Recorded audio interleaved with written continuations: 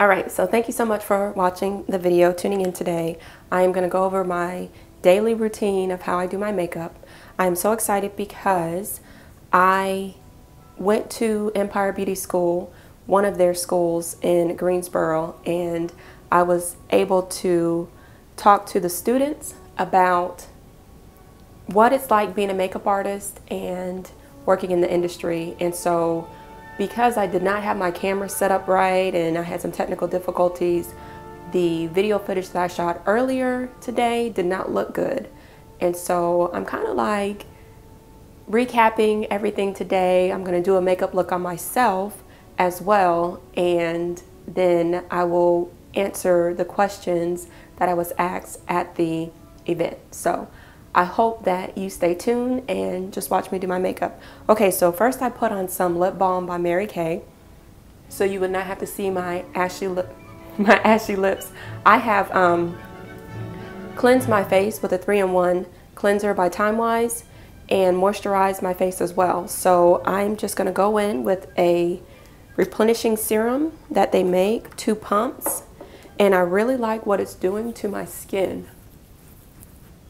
I am noticing that my dark spots are going away, and as well as my little bit of pimples that I have are going away as well. And I don't ever leave my neck out.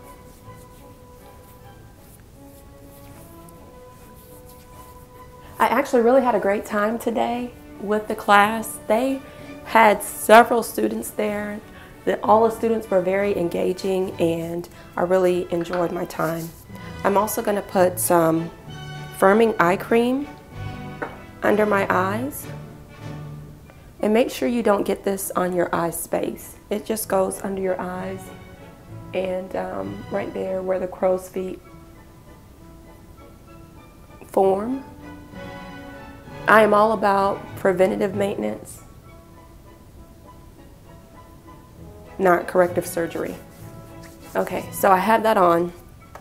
Now I'm going to take my Mary Kay eye primer. I'll show that to you. My Mary Kay eye primer, I'm going to put that on my lid, evenly distributed, so I split it in half and then I just apply it. I also put it on my eyebrow as well because I fill in my brows, and that'll help my eyeshadow stay. Alright, great. So the Tender Topaz that I always use for my eyebrows, I'm going to use it again, my favorite, Fashion Fair. And I'm just going to quickly fill in my brows.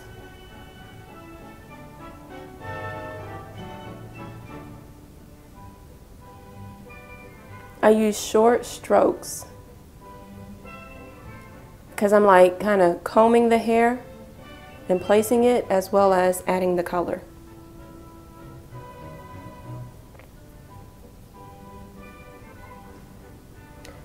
One of the questions that I was asked was, I see that you're putting the same cape on your clients. What sanitary measures do I use to prevent infection from spreading? And I was caught red-handed, and that's absolutely right. In school, you learn a lot of sanitary precautions that you should do, like using a neck strip on your cape in between clients, or sanitizing your hands so you don't spread germs from person to person, or washing your hands in between clients. And that person was absolutely right. Yes, it is definitely something that you should practice on a daily basis when you're dealing with clients. When we're out in the field, to be perfectly honest with you, we actually sanitize as we go, but not at the extreme like how they require you to do it inside the, not the salon, but inside the school. So yes, a neck strip is a great way to treat your clients special, as well as using a new cape, and as well as make sure you clean your hands in between your clients. So that was a great question. Alright, so I'm going to take my Tender Topaz that I used on my eyebrows, and I'm just going to put it right there in my crease. See that? And then I'll do it on the other side.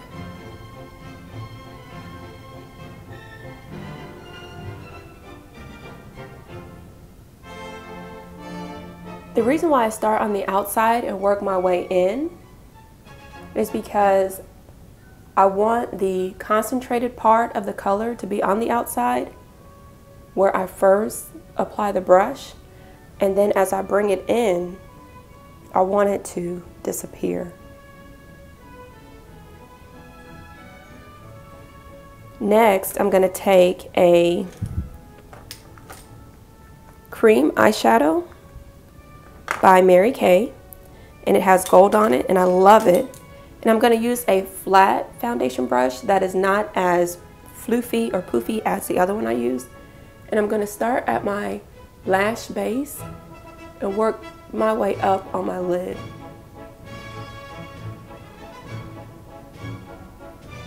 This is really going to enhance my other eyeshadow when I put it on.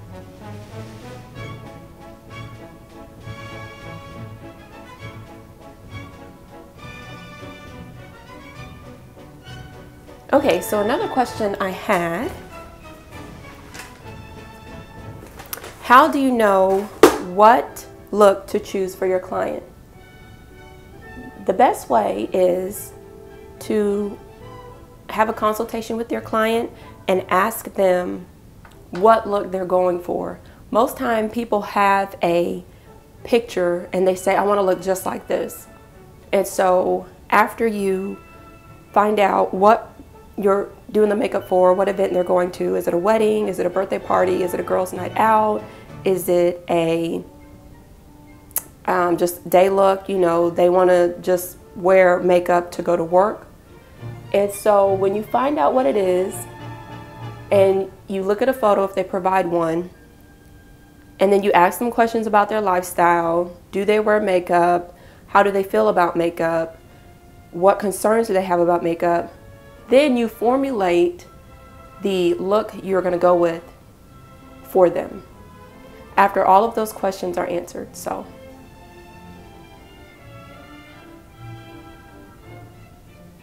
but the most important thing is your consultation. Alright, so I've applied the gold, and the actual name of this is, wow, it disappeared. Oh, there it is. Okay. It's called Apricot Twist. Okay, Apricot Twist. So I'm going to take my more fluffy brush. See the difference in the brushes? See how that bristle is compact? Those bristles are compact, and then these are not.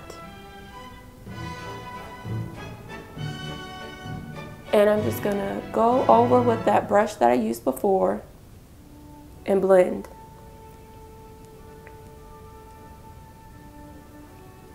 Now, I'm very adamant about the brows looking very well groomed.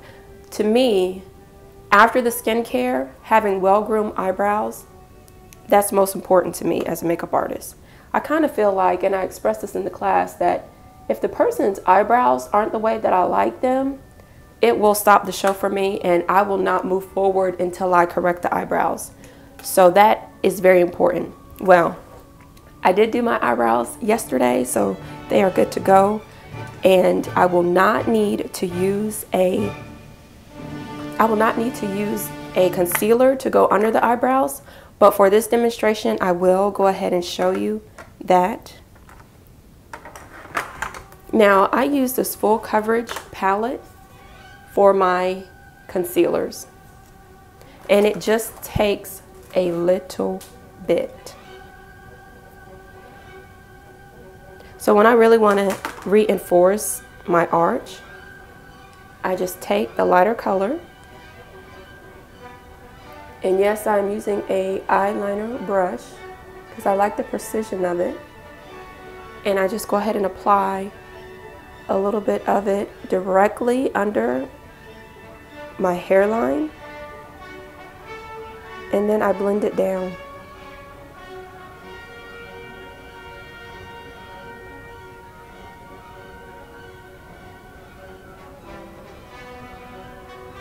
People ask me if I use this palette for contouring, and I don't, only because this makeup is so thick and heavy.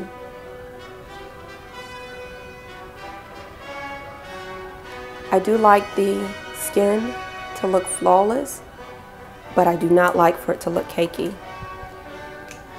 Alright, so I'm going to go back with my airy brush, my fluffy brush, and I'm just going to pull that down, pull that color down. You see how that works?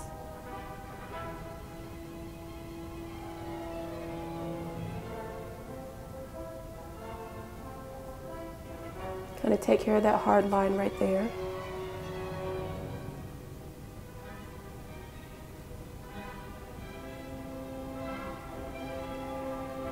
All right, and I like the way that looks. So I'm going to set that palette to the side, and then I'm going to go in with a pressed powder, which is this one right here. You can see it's my favorite because it's almost gone. And I'm going to set that highlight.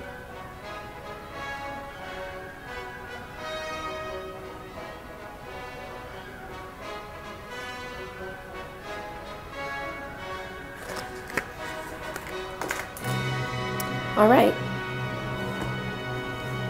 Now, because a little bit came off under my eye, I'm just going to take this.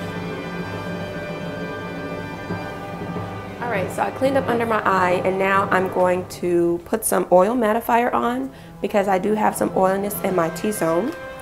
And while I do that, I'm going to look at another question. Is it correct to apply foundation to your hand when you're trying to determine what is the correct foundation for your client? No.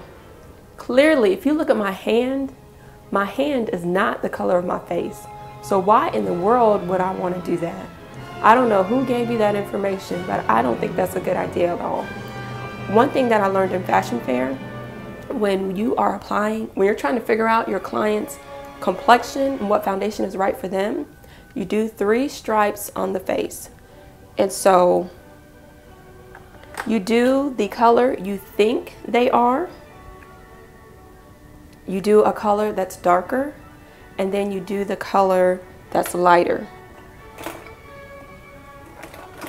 So I'm going to demonstrate that right now.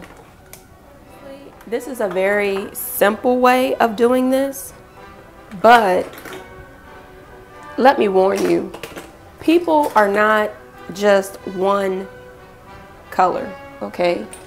And I've found that everybody's makeup I've done, I've had to custom blend their makeup. So just be aware of that. When you become an advanced makeup artist, you will learn that very quickly, and you will see that as well. All right, so in Mary Kay, I have 3 different colors, right?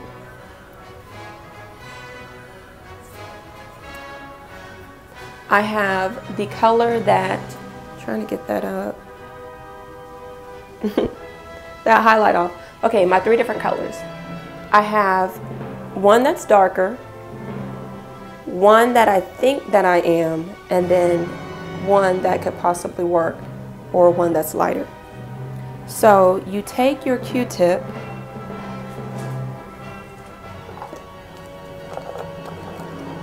a clean one, and then you apply it right here. And then you take the other one and you apply it right there, the cheek and the jawline. And then you take the other one. You can use a Q-tip or a sponge, but make sure it's clean. And then you apply it right there. And then you just take your time and you blend it in.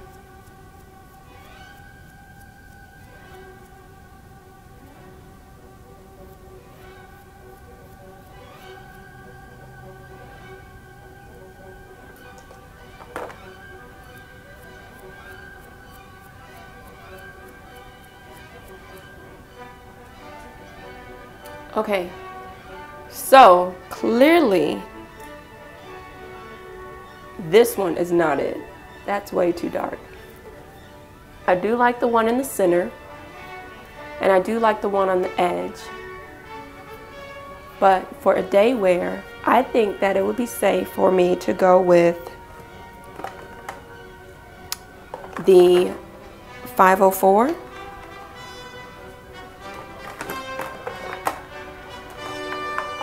And if you agree, then please like this video.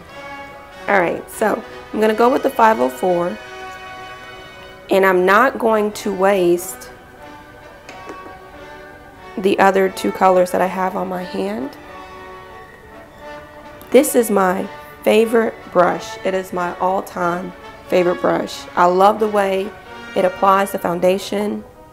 One of the young ladies that I worked with, so yeah, I'm just gonna mix all of that.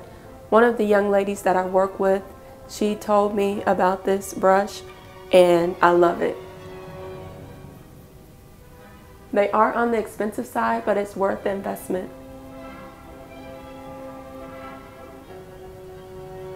And I just apply my foundation in a circular motion.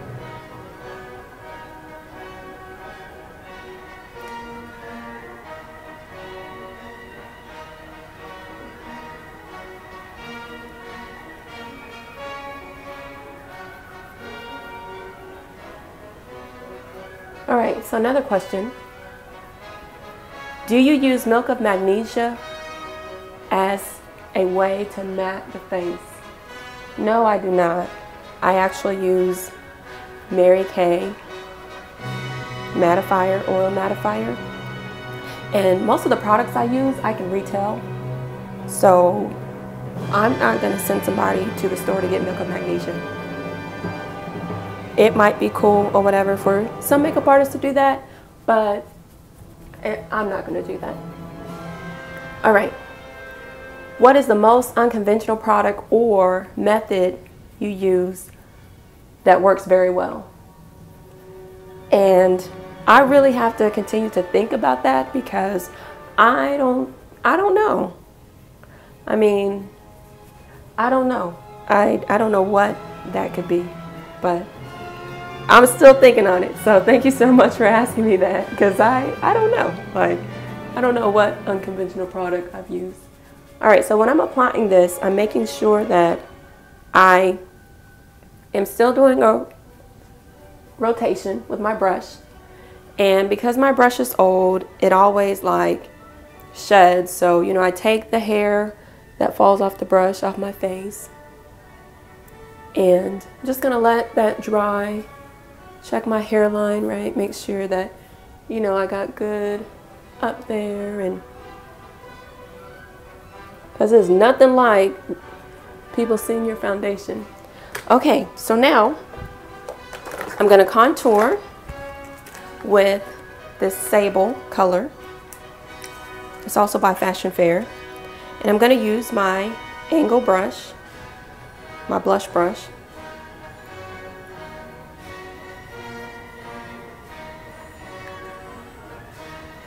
Okay, so how much do you charge? My rate starts at $50 for like a one-on-one client. It goes up to $150, and that's just makeup. And depending on what they want for hair, then that's an additional fee. And hair is from like $50 to $75 for basic styling. And if they want weave, then it's more for the extensions.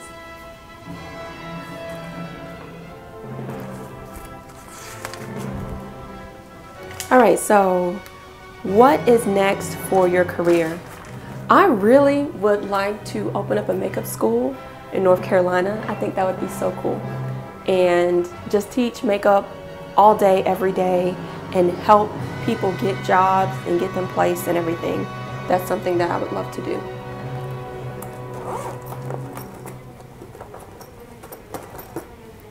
Alright, so now that I have that on my cheeks, I'm going to take my large blender brush and I'm going to contour my nose a little with the same powder.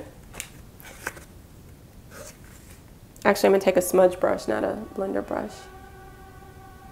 Medium size. Okay. And I'm going to put a little bit of color on my cheeks. This is a Mineral Cheek Color by Mary Kay.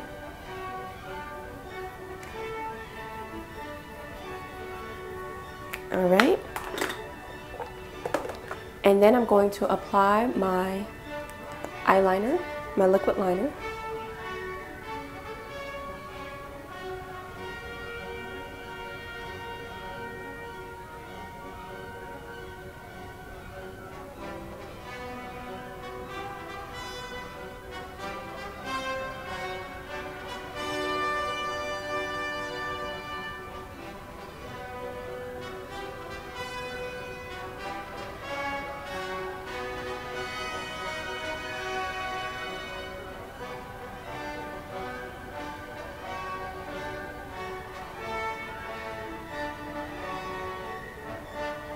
I will show you guys my kit and all the products that I have in my kit, and I'll lay it all out on the counter so you can see everything.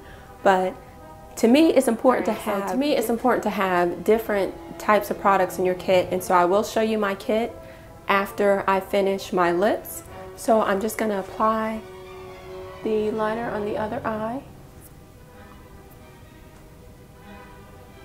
And when I'm applying my eyeliner, I like to start in the center and do the wing. I don't know what's in this wing. So I gotta I have Elizabeth Arden, Clinique, Makeup Designery, and so I have a very broad kit. I think I have like 2 Revlon products. I don't have any CoverGirl products. So I hope you like it.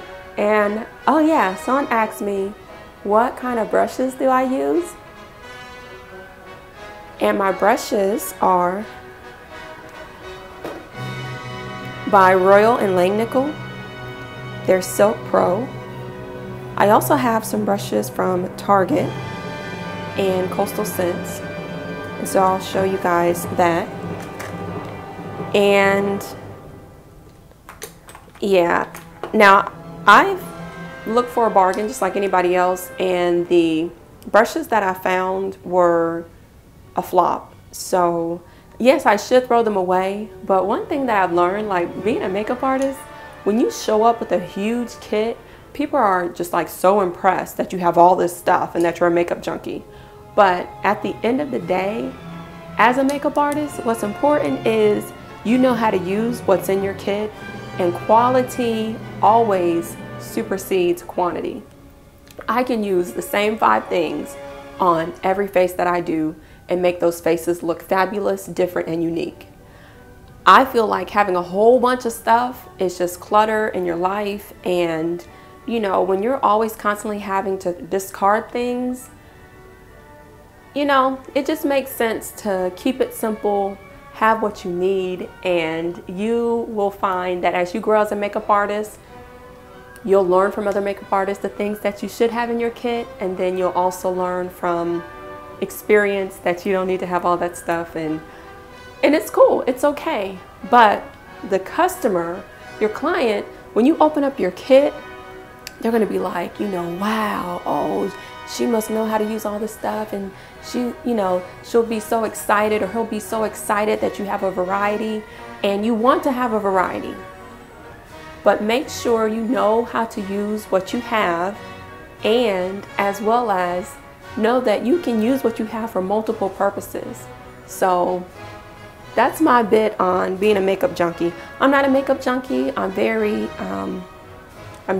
down to earth, and I'm very conservative. and I'm very just realistic about what I should have in my kit. And if you want to spend a lot of money on it, make sure that you can also retail it to the client. So when they look in the mirror and they say, oh wow, I look gorgeous, you'll be like, yes you do. And you can always hire me. I will always be there to beat your face. But in the meantime, how about you take these products home with you so you can recreate the same thing until I come back. So I say all of that to say that you should have in your kit what you can retail to your client. So not only are you building that relationship as being their makeup artist, you're also building a relationship as being their consultant, and all of their beauty needs, their skincare needs, their makeup needs, and their hair needs, they can come directly to you and ask you. And that would be a lifelong relationship as well as a financial gain. So think about that when you are building your kit. All right, so we're gonna take a look at my kit. And before we do that, let me just see if I've answered all of the questions. You know, I'm doing this based off of memory. And yeah, I want to take about 20 minutes to apply a full face. That includes the eyebrow arch, the lashes, and that does not include the facial, because the client usually goes off to the bathroom and does the facial themselves, or my assistant takes them to the bathroom and they do the facial. But yeah, the full face after the facial should be about 20 minutes.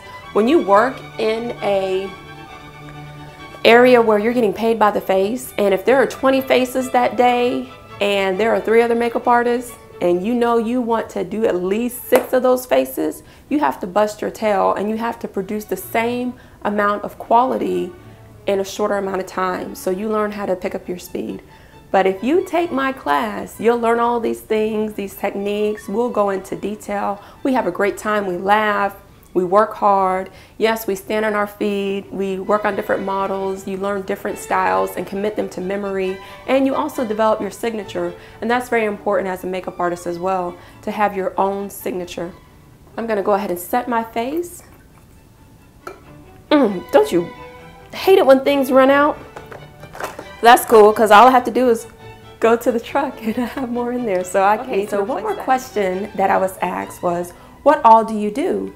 And I am a makeup artist, hairstylist, licensed cosmetologist, photographer, web designer, and a radio host. I'm a mom of 6, and I am a Mary Kay consultant. I am qualifying for my car. I'm super excited about building my team and helping women achieve their dreams, and that is from my heart. And I would like to be a successful business mogul. I really would, and follow in my father's footsteps. And so when you are creating things on your own, when you're a business owner, you have to create things, and you have to just stay focused and be patient, and make sure you're doing your money-making activities every day. And don't lose sight of what 6 things are most important to you at the beginning of the day, and you get them done, and you will be able to achieve your goals and just be the best person that you can be and have a fulfilling life. And make sure you put God first through all of this. So I'm a living testimony. I know that if I've done it, if I can do it, you can do it. And if you have any questions, then you call me up and we'll talk about it, girl, and we'll make it happen. All right, so I hope you've enjoyed this video, and I try to keep them under 15 minutes.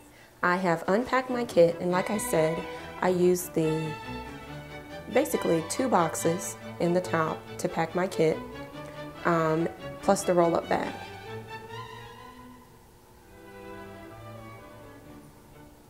In my kit, I have my palettes,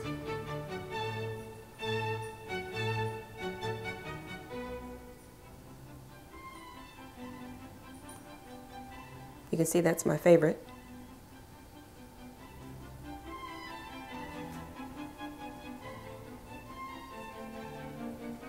I have my translucent powders, my pressed powders for setting the face, the foundation, and contouring. I have my liquid foundations,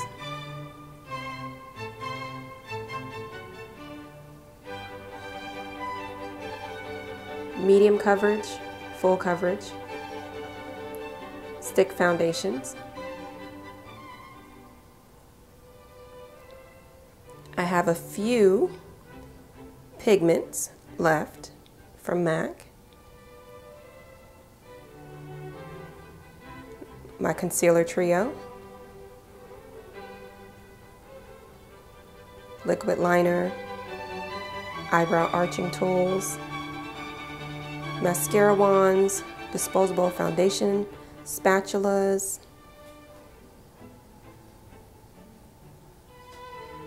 oil, BioSilk for the hair, mirrors, oil mattifier, eye firming cream,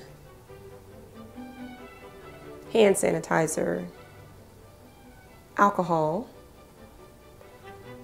my airbrush machine, false lashes, clean brushes, backup brushes, Sally Hansen airbrush on legs. Yep, gotta have that in your kit too. Oh yeah. Now, my most favorite items that I always have to have in my kit: oil mattifier, by Mary Kay, eye primer, Mary Kay, Skin Denivia, Mary Kay finishing spray, my HD powder, by Mary Kay. Of course, my 3-in-1 cleanser, my moisturizer, and a handy dandy set of tweezers. Always gotta have tweezers. My most favorite product for eyebrows is this, which is, put it right there, Tender Toe Bass Fashion Fair. It's their eyeshadow, but I always use it for my eyebrows. And my favorite product for contouring is by Fashion Fair. It's their Sable. Put it right there so you can see it right there on top. So yeah, definitely gotta have those. Now, the different other products that I have Dudley's. They're light, medium, and dark translucent powders. Deep, sorry, not dark. And I have Motives, one palette from Motives, or Dual Perfection powder. I have Makeup Designery, their Suede, Buttercup, and I have one more by them, but I don't see it. So, you know what, when you unpack your kit, this is like a great opportunity to do an inventory of what you have and what you don't have. I always use this palette. I love it. I love it. The colors are pigmented and I don't have to do much work. Oh yeah, and I have a couple of bronzers in here. There's one of the bronzers that I have. And that's basically it for my makeup kit. Oh yeah, bobby pins and safety pins too. You should have those.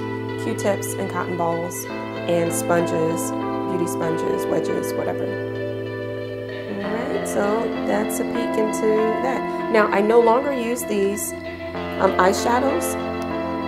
There are a couple of blushes in there that I use, but that's just like to help keep my kit tight so things don't shift around, because I don't want my foundations to crack or break or my eyeshadows to crack or break. So these have been upgraded to Space Savers. So I keep cases around. Alright, I hope you've enjoyed it. Let me see if I can get a wider angle.